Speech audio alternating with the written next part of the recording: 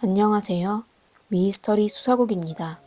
오늘 소개해드릴 사건은 복잡하며 엉뚱하기까지 합니다. 심지어 사건이 워낙 드라마틱하여 영화로 제작돼 2019년에 중국에서 개봉되었습니다. 사실 실제 사건의 결말은 영화보다 훨씬 잔인했습니다. 시간을 2013년으로 돌려봅시다. 2013년 5월 10일 오전 7시쯤 중국 장쑤성 창저우시 전자공업단지 공원에서 운동 중이던 노인이 인공호수 옆에 뜬 수상한 물체를 발견했습니다. 수상하다고 생각한 그는 조깅 중인 청년을 멈춰 세우곤 그에게 무엇인지 가 확인해보라고 말했습니다. 청년이 가까이 가 자세히 살펴보더니 깜짝 놀랐습니다. 수상한 물체의 정체는 한 여성이었습니다. 신고를 받은 경찰은 바로 현장에 도착하여 물 안에 있는 여자를 호수 밖으로 끌어내 확인하기 시작했습니다. 물에 빠진 여성은 25세에서 27세이며 키는 160cm 정도였습니다. 여성은 빨간 코트를 입고 검정색 반바지에 검정색 스타킹 그리고 까만 하이힐을 신고 있었습니다. 착용 중이던 귀중품은 전부 그대로며 분실되지 않았으며 반바지 주머니에는 현금 400위안 하나로 7만원 정도가 들어있었습니다. 여성의 옷은 온전한 걸 보아 몹쓸 짓을 당한 것 같진 않았습니다. 발견한 단서에서도 그녀가 강도 사건이나 성적 욕망을 채우려는 자에게 피해를 입은 것은 아닌 것으로 판단되었습니다. 여성의 구강과 비강 상태를 분석한 결과 사고로 인한 익사의 특징과 유사했습니다. 결국 법의학자는 여성이 숨진 지 약 10시간 정도 되었다고 결론을 내렸습니다. 그리고 새로 구입한 빨간 전동 자전거도 인양되었는데 여성의 다리에서 나온 긁힌 자국과 동일한 전기 자전거였습니다. 이렇게 경찰은 피해자가 전날 밤 10시부터 12시 사이에 전동 자전거를 잘못 운행하여 경로를 이탈해 인공호수에 빠져 익사하게 됐다고 결론을 내렸습니다. 하지만 여전히 피해자의 신원을 파악하지 못하여 실종자 신고를 기다리며 주변 주민과 인근 업소를 방문하기 시작했습니다. 그러다 그날 오후 4시가 되자 리량이라는 남자가 경찰서로 찾아와 아내가 실종됐다며 전날 밤에 나간 사람이 다시 돌아오지도 않고 휴대폰도 꺼져 있어 연락이 안 된다고 신고했습니다. 경찰은 바로 익사한 신원불상의 여성이 떠올랐고 리량에게 사진을 보여주며 확인한 후 마침내 실종자가 그의 아내 랴오라는 걸 알게 되었습니다. 이후 경찰은 두 사람의 상황에 대해 몇 가지의 신문을 하였습니다. 28세 리량은 원래 중국 장쑤성 연운항시 사람이고 최근에는 창저우시에서 PC방을 운영하고 있었습니다. 그리고 그의 아내 랴오는 27세이며 고향은 쓰촨성 바중시에 있었습니다. 두 사람 모두 전부 두 번째 결혼이고 결혼한 지 이제 막 2개월이 되었습니다. 리량은 사건 전날인 5월 9일에 아내에게 새 전기자전거를 사주었다며 바로 사건 현장에 인양된 차량이 있다고 말했습니다. 하지만 낮에는 도로교통이 복잡하여 또 랴오가 새 차에 익숙하지 않아 운전할 기회가 없었습니다. 사고 당일 저녁 식사 후 8시 50분에 아내가 운전 연습을 하러 나간다고 하여 리량은 아무 생각 없이 그녀를 혼자 가게 했습니다. 아내가 밖으로 나가고 그는 아내에게 여러 차례 전화하여 그녀에게 안전을 유의하고 일찍 집으로 돌아오라고 당부했다고 했습니다. 하지만 그날 밤 11시에 2시간이 지났는데도 랴오는 집으로 돌아오지 않았습니다. 그리고 리량이 다시 전화를 걸었을 때 상대방은 전화를 끊었습니다. 그는 바로 차량을 운전하여 그녀를 찾으러 다녔지만 결국 아내의 그림자도 찾을 수 없었습니다. 리량은 아내가 시간이 너무 늦어 친구의 집으로 간 것으로 추측하며 또 휴대폰 배터리가 부족하고 충전기가 없어 핸드폰이 꺼져 있다고 생각하며 다음날 돌아올 거라고 생각했습니다. 하지만 다음날 3시가 되었는데도 랴오는 여전히 아무런 소식도 없어 경찰에게 도움을 요청했는데 그때서야 결혼한 지 2달밖에 안 된 아내가 새로 구입한 전기자전거를 타다 인공호수에 빠져 숨지게 되었다는 걸 알게 되었습니다. 리량은 자책하며 아주 슬퍼했습니다. 하지만 이때 경찰도 의문점을 발견했습니다. 사건이 발생한 인공호수는 리량의 집에서 5km 떨어진 곳에 있었고 또 한밤중 공원은 사람도 거의 없고 가로등도 없는데 랴오가 혼자 운전 연습을 하다니 꽤 이상했습니다. 이에 경찰은 사건 현장 근처에 CCTV를 돌려보았습니다. 랴오는 확실히 혼자 전기 자전거를 타고 공원으로 갔으며 미행하는 사람도 없다는 걸 확인했습니다. 하지만 그녀가 공원에 들어간 후 CCTV는 더 이상 그녀를 포착할 수 없었습니다. 경찰은 할 수 없이 그녀가 사고로 숨지게 됐다고 결론 내릴 수밖에 없었습니다. 경찰의 결론에 피해자 랴오의 부모는 받아들이지 못했고 결국 통지서의 서명을 거부했습니다. 그리고 그녀의 남편 리량도 결과에 의의가 있다며 경찰에게 재조사를 요청했습니다. 그 당시 확보된 단서로 랴오의 숨진 원인은 확실히 사고로 물에 빠진 것뿐이었습니다. 하지만 유족들이 추가 조사를 요구하여 경찰은 다른 사항부터 수사하기로 하였습니다. 그러다 경찰이 랴오의 통화 기록을 확인하자 이상한 점을 발견하게 됐습니다. 사건 당일 저녁, 랴오는 전화를 받은 후 운전 연습을 하러 나간 것입니다. 그리고 그동안 총 3건의 통화 기록이 있었는데 경찰은 랴오가 운전 연습한다는 핑계로 전화한 사람을 만나러 간 거로 추측했습니다. 그렇다면 그 번호의 소유자가 랴오의 사건과 관련이 있을 가능성이 높았습니다. 경찰 조사 결과 그 번호는 랴오의 언니의 신분증으로 등록됐지만 사실 랴오가 쓰고 있던 것으로 확인되었습니다. 랴오는 휴대폰이 하나라 자신에게 전화를 걸 수 없어 아마 그 카드를 다른 사람에게 주었을 것입니다. 그렇다면 그녀는 누구에게 전화번호를 주었을까요? 그러던 중 랴오의 남동생이 경찰에게 단서를 제공했습니다. 주거라는 사람이 그 번호를 소유하고 있을 가능성이 높다고 했습니다. 이렇게 사건 뒤에 숨어있던 핵심 인물이 등장하게 되었습니다. 주거의 본명은 저우주워이이며 사건 당시 29세였습니다. 그는 레논강 출신이며 리량과 오래된 친구였습니다. 리량은 창저우에서 PC방을 운영했는데 장사가 꽤 잘 되어 저우주와이는 2달 전에 고향에서 창저우로 리량을 찾아왔습니다. 그가 머물 곳이 없자 리량은 자기 집에서 잠시 머물게 해주었습니다. 결국 신혼부부는 그 2달 동안 저우주와이와 함께 살았으며 세 사람의 관계는 꽤 좋았었습니다.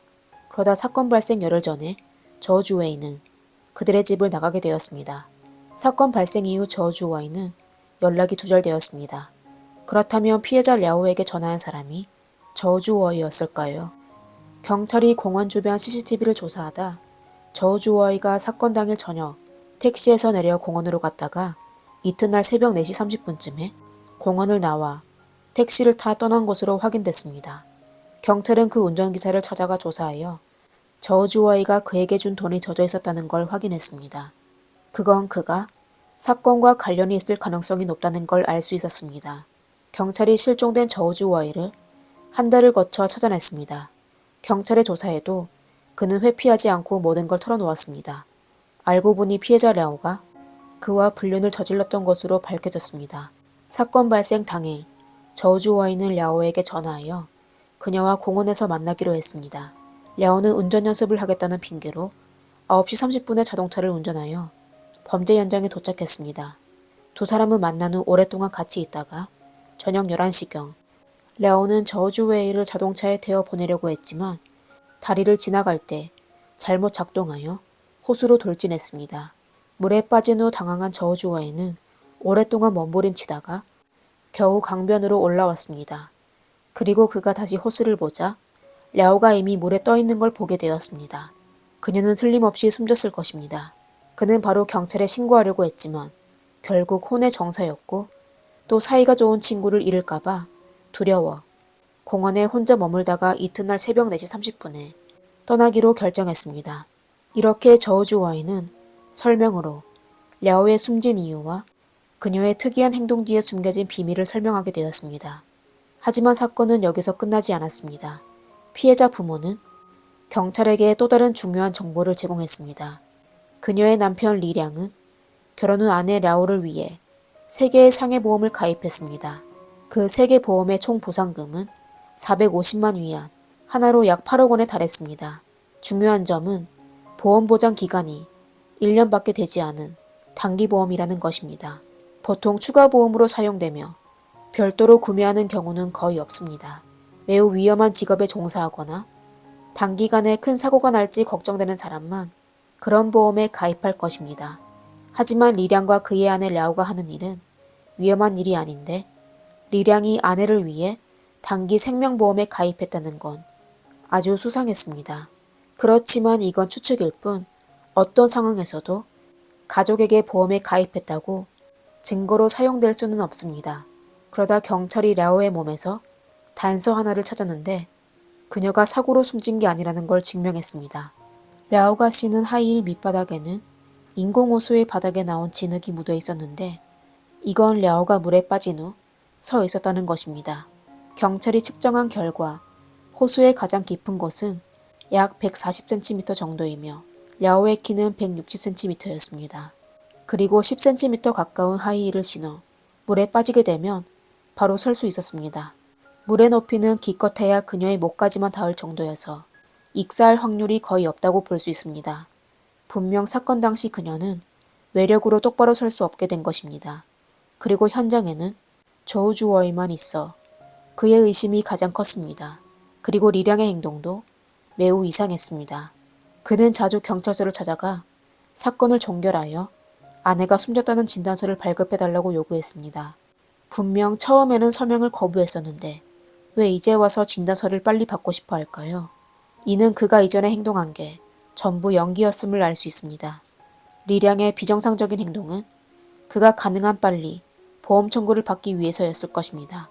경찰은 그의 죄를 입증할 증거가 없었지만 수년간의 경험으로 보험 사기 범죄인 것을 알아차렸습니다. 저우주워이가 집중조사를 받은 지 한 달 뒤인 2013년 7월 18일에 결국 심리방어가 무너지게 되었습니다. 그는 랴오가 사고로 숨진 게 아니라 리량이 계획하고 자신이 실행한 고의 상해 사건이라고 말했습니다. 리량과 저우주워이는 중학교 동창이었습니다. 저우주워이는 내성적이고 말하는 걸 좋아하지 않아 말주변이 좋은 리량을 부러워했습니다. 리량은 학교에서 인기가 많았는데요. 그는 학교에서 미모로 유명한 여인과 결혼하여 아들과 딸을 낳고 창저우에서 PC방을 운영하여 많은 돈을 벌었습니다. 가장 중요한 건 리량이 평소에 그를 잘 챙겨주며 어려움을 많이 해결해 주었습니다. 저우주워이는 그를 존경하고 또 감사했기 때문에 아무 생각 없이 리량의 계획을 실행하게 되었습니다. 2012년 말에 리량은 수십만 위안의 빚을 지고 더 이상 운영할 수 없게 된 PC방 사업을 끝냈습니다. 6월, 리량은 빚을 상환해야 할 때가 점점 가까워지는 걸 보고 돈에 대한 갈망은 그를 되돌릴 수 없는 광경으로 내밀게 되었습니다. 결국 그는 아내를 해쳐 보험금을 취득할 생각까지 하게 되었습니다. 하지만 그는 사랑하는 아내와 두 자녀를 바라보며 도저히 아내를 해칠 수는 없었습니다. 그래서 생판 남인 여성을 찾기로 결정했습니다. 그로부터 그는 의도적으로 아내를 때리고 꾸짖기 시작했으며 결국 2013년 2월 20일에 이혼했습니다. 이렇게 리량의 사악한 계획은 본격적으로 시작되었습니다. 그는 자신을 자가와 자차를 소유한 사업가로 꾸며 SNS를 통해 여자를 찾다가 금세 랴오를 만나게 되었습니다. 그는 랴오를 사랑하는 척 연기하며 또 본인의 재력을 과시하기 위해 랴오를 데리고 쇼핑하기 시작했습니다. 그리고 그는 또 뛰어난 말주변으로 사귄 지 13일 만에 결혼하게 되었습니다. 리량은 다른 사람의 의심을 피하고자 결혼 후에도 피해자 랴오에게 고가의 휴대폰과 기타 기중품을 계속 구입해 주었습니다.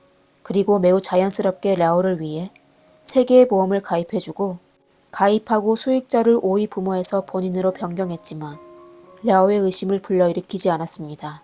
그러다 리량은 랴오가 수영할 줄 모른다는 걸 알게 된 후 아주 치밀한 계획을 생각해냈습니다. 그는 저우주워에게 도움을 요청하여 사건이 끝나게 되면 20만 위안, 하나로 약 3,600만 원을 주겠다고 약속했습니다. 그는 저우주워이를 본인의 집에 살도록 하고 일부러 아내를 무시하기 시작했습니다. 그리고 그는 매일 추가 근무를 하고 집으로도 자주 돌아가지 않고 아내가 바람을 피울 수 있는 조건과 기회를 만들어 주었습니다. 그것뿐만 아니라 리량은 저우주워이에게 가능한 한 빨리 랴오를 유혹할 수 있도록 뒤에서 조언해 주었습니다. 그러다 저우주워이의 끊임없는 노력에 랴오는 결국 그와 바람을 피우기 시작했습니다. 리량은 때가 왔다고 생각하여 아내에게 새 전기자전거를 구매해 주었습니다. 2013년 5월 9일 저우주워이는 리량의 계획에 따라 랴오를 공원으로 불렀습니다. 그는 전기자전거로 랴오를 집으로 데려가겠다고 자원한 다음 의도적으로 철을 호수로 몰았습니다. 하지만 그는 두 사람이 물에 빠진 후 랴오가 물에서 일어설 것이라고는 생각하지 못했습니다. 그녀가 익사하기에는 호수가 너무 얕았습니다. 당황한 저우주워이는 랴오의 머리를 밀어 그녀를 숨지게 했습니다. 2014년 1월 23일 오후 청저우 중급인민법원은 공개적으로 판결을 해 리량에게 극형을 선고했습니다. 그리고 저우주워이에게는 극형의 집행유예 2년을 선고했습니다. 보험은 사람의 삶을 보호하기도 하고 사람을 잘못 만났을 때에는 불행하게도 합니다. 사람들이 오래 살다 보면 돈만 보게 되고 도덕과 가장 기본적인 인간성을 잃게 됩니다. 그리고 일부 보험 약관과 계약이 엄격하고 철저하지 않아 일부 보험기관에서는 보험 주문 건수만 보고 수익자에 대한 평가와 검토를 하지 않아 사람의 사악한 본능을 불러일으켜 사람이 나쁜 일을 하게 합니다. 하지만 악행을 저지른 사람은 결국 발견될 것입니다. 그들은 돈을 잃을 뿐만 아니라 사랑하는 사람과 자신의 목숨도 잃게 될 것입니다. 각종 보험 사기 사건이 발생하면서 보험 사항도 점차 수정되고 있습니다. 보험 조건이 개선되어 다시는 이런 비극이 발생하지 않기를 간절히 바랍니다. 오늘의 사건은 여기까지입니다. 영상을 재미있게 보셨다면 좋아요와 구독 부탁드립니다. 감사합니다. 다음 영상에서 뵙겠습니다.